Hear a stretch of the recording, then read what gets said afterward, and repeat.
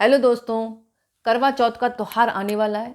2023 में करवा चौथ का व्रत 1 नवंबर बुधवार के दिन रखा जाएगा। आपको बहुत बहुत शुभकामनाएं और बधाई। दोस्तों, ये जो पर्व है सुहाग का पर्व है। विवाहित महिलाएं अपने पति की दीर्घायु के लिए रखती हैं। निर्जल रखा जाता है, बिना पानी के इस व्रत को रखते हैं। और कहीं कहीं कन्याएं भी व्रत रखती हैं अपने अच्छे वर की प्राप्ति के लिए। कुल मिलाकर ये पर्व जो है सुहाग का है, घर में सुख समृद्धि का है। आप इस दिन अच्छी तरह तैयार हों, अच्छी तरह जो भी आपके पास है उसको पहनकर आप तैयार हो। शादी में जो भी चीज़ें मिली उनको पहने आप, शादी का जोड़ा पहने, मतलब विधिवत आप तैयार हो जाएं। उसके बाद शाम के समय आपको क्या करना है, सुबह संकल्प कर लिया आपने कि व्रत रखना है और निर्जल रखना है, इस बात का ध्यान रखें आप। और व्रत करने के बाद शाम के समय 5:30 से 6:30 के बीच में इसका मुहूर्त है। आप चौकी स्थापित करें और करवा चौथ माता की फोटो रख दें। कहीं कहीं गाँव में क्या है, चावल के घोल से करवा चौथ माता बनाई जाती हैं। कहीं कहीं तोरई के पत्तों से भी इस्तेमाल किया जाता है, कहीं कहीं गेरू से भी बनाते हैं। लेकिन अब धीमे धीमे प्रचलन खत्म होने लगा है, क्योंकि लोगों को रेडीमेड सामान मिल जाता है, तस्वीरें मिल जाती हैं, माँ की प्रतिमाएं मिल जाती हैं, तो लोग ले आते हैं। तो आप जैसे आपके परिवार में होता है वंश में, वैसे आप करें। अपने घर की परंपराओं को नहीं छोड़ना है। तो आपको लाना है, चौकी स्थापित करनी है, माँ की प्रतिमा रखें और विधिवत माँ के आगे, सुहाग का पर्व है तो सुहाग की चीज़ माँ को अर्पण करें। चूड़ियाँ करें, मेहंदी अर्पण करें, बिछिया करें। और आपको सिंदूर माँ के लगाना, फिर मांग में लगाने के बाद अपनी मांग में लगाएं। माँ से मतलब ले रहे हैं ना आप सिंदूर अपने पति की दीर्घायु के लिए। और ये जो व्रत है शाम को चंद्रमा देकर, चंद्रमा को मतलब अर्घ देकर ही खोला जाता है। बिना चंद्रमा के अर्घ देने के बाद ये व्रत नहीं खुलता। आप सुबह से संकल्प करें, निर्जला व्रत रखें और शाम को पूजा करने के बाद, कथा सुनने के बाद आप चंद्रमा को अर्घ दें, तभी व्रत का पारण होता है। तो दोस्तों, इसकी कथा आती है। कथा इस प्रकार है, शास्त्रों में कहानी अलग है, लेकिन एक कहानी मैं आपको बताने जा रही हूँ। कहानियों में भी मतभेद है, एक कहानी में भी अलग अलग कुछ ना कुछ अलग अलग बता दिया है। इसलिए आप संदेह ना करें, जैसा कि आपको सुना रही हूँ मैं, आप सुन लें और कथा सुने। आपके पास किताबें तो होंगी, आप उससे पढ़ लें। कथा इस प्रकार है, एक साहूकार के 7 लड़के और एक लड़की थी। सेठानी के सहित उसकी बहुओं और बेटियों ने करवा चौथ का व्रत रखा। रात्रि को साहूकार के लड़के भोजन करने लगे तो उन्होंने अपनी बहन से भोजन के लिए कहा। इस पर बहन ने बताया कि उनका आज व्रत है, वे खाना चंद्रमा को अर्घ देकर ही खा सकती हैं। सबसे छोटे भाई को अपनी बहन की हालत देखी नहीं जाती।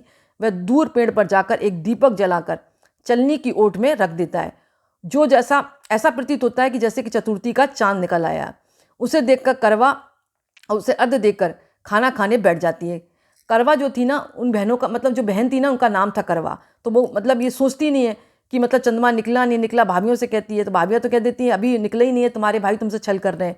तुम्हारी हालत की स्थिति देखकर उन्होंने मतलब झूठा जो है एक दीपक जला दिया या अग्नि जला दिया और छलनी में ओढ़ करके दिखा रहे हैं कि चंद्रमा निकल आया, तुम ऐसा ना करो।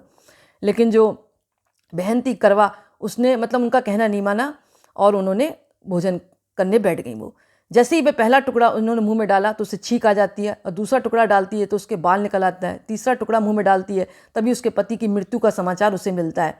वह बेहद दुखी हो जाती है। उसकी भाभी सच्चाई बताती है कि उसके साथ ऐसा क्यों हुआ है। व्रत गलत तरीके से टूटने के कारण देवता उससे नाराज हो गए हैं। इस पर करवा माता मतलब आपसे नाराज हो गई हैं और करवा निश्चय करती है कि वह अपने पति का अंतिम संस्कार नहीं करेगी और अपने सतीत्व से उन्हें पुनः जीवन दिला कर ही रहेगी। वह पूरे 1 साल तक अपने पति के सबके पास बैठी रहती है और उसकी देखभाल करती है। उसके ऊपर उगने वाली सुई नुमा घास को वह एकत्र करती जाती है।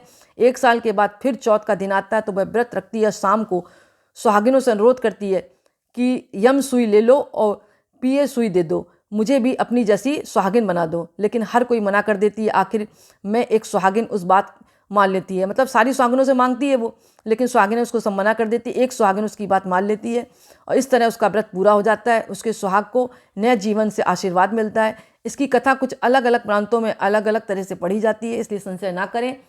और जो कथा मैंने सुनाई है इसको भी सुने और आज आप पढ़ते आए वो भी पढ़ें, क्योंकि अगर मैंने आपको सुना दी और आपने यही सुन ली और आपके मन में संशय रहा तो वो व्रत पूरा नहीं होता। आप जो पढ़ते हैं वो पढ़ें, अपनी किताब से पढ़ें और माँ की विधिवत खुशी होकर आराधना करें।